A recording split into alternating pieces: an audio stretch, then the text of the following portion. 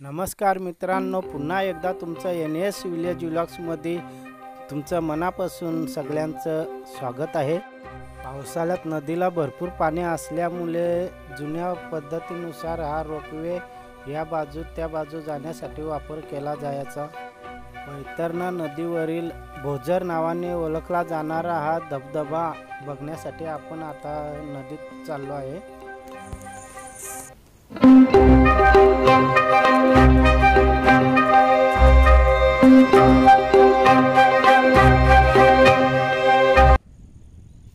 नदीचं पाणी मोजण्यासाठी हा मध्ये असलेला चौकोनी स्टँड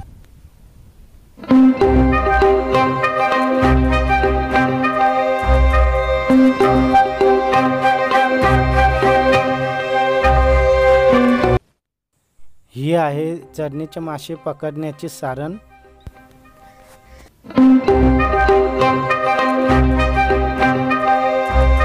या धबधब्याचं विशेष आहे की खाली पाणी पडते तिथे मोठमोठाली कुंड आहेत, ती उन्हाळ्यामध्ये आपल्याला दिसतील।